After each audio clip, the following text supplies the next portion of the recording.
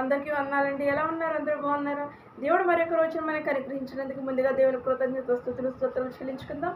ఈరోజు ఆయన వాక్యాన్ని మనం ధ్యానించుకుని తలవంచండి, ప్రార్థన చేసుకుందాం. మహాగండ మహోన్నతుడు తండ్రి, ఇంతవరకు కాచి కాపాడేందుకు కృతజ్ఞతలు. నీకు కాచి కాపాడిన వాక్యం ప్రతి ఒక్కరితో మీరు మాట్లాడి నడిపించుకున్నాను. నేర్చుకున్నాంలో మిక్కిలి వింత బలి వేడుకొని పొందినాను తండ్రి. ఆమేన్. ఈరోజు ఆయన వాక్యాన్ని మనం ధ్యానించుకుందామండి. రాజుల 2వ గ్రంథము 7వ అధ్యాయము 2వ వచనము. రాజులు 2వ గ్రంథము 7వ అధ్యాయము 2వ వచనాన్ని మనం ధ్యానించుకుందామండి. అందుకు ఎవరి చేతి మీద రాజు ఆనుకొని ఉండును ఆ అధిపతి యెహోవా ఆకాశమందు కిటికీలు తెరిచినను అలాగు జరుగునా అని దైవజనునికి ప్రత్యుత్తరమేగా అతడు నీవు కనులారా దాన్ని చూచెదవు కానీ దాన్ని తినకుందు అని అతనితో చెప్పెను. ఎవరి చేతి మీద రాజు ఆనుకొని ఉండునో ఆ అధిపతి అంటండి.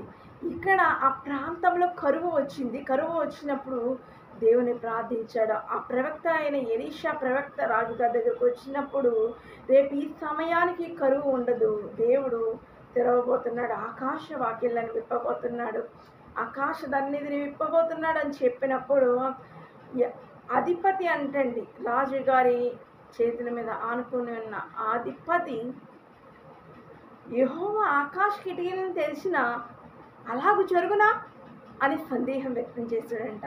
అయితే నీవు అలాగు జరుగునా అని సందేహిస్తున్నావు కదా, రేపు దాన్ని చూస్తావు కానీ నీవు ఆ ఆహారాన్ని తినవు అని చెప్పినప్పుడు అదే రీతిగా మరుసటి రోజు జరగడం జరిగిందంటండి. జనులందరూ తృప్తి స్నాట్లో ఆ అధిపతి మరణించాడంటండి. నిజమే కదా? సందేహిస్తున్నావా? అలాగూ జరుగునా, ఇది జరుగునా, దేవుడు నా జీవితం బాగు చేయనా, దేవుడు నాకు ఈ వివాహం జరిగించునా, దేవుడు నాకు పిల్లల్ని బాగు చేస్తాడా, బాగా చదవగలడా, ఇలా ఇలా ఇలా ఎన్నో సందేహాలు, నా బిడ్డను మార్చగలడా, ఎన్నో సందేహాలండి. సందేహించేవారు గాలి చేత ఎగిరిపాడు సముద్ర తరంగంలో పోయి ఉన్నారంటండి. సందేహించకండి. ఇలాగ జరుగునా అలాగ జరుగునా అనుకోక దేవుడు ప్రతిదీ సమస్తము సాధ్యమే అని మీ హృదయంలో తలంచండి. నమ్మకము ముఖ్యమైనది కనుక నమ్ముట నీ వల్ల నమ్మువానికి సమస్తము సాధ్యమే.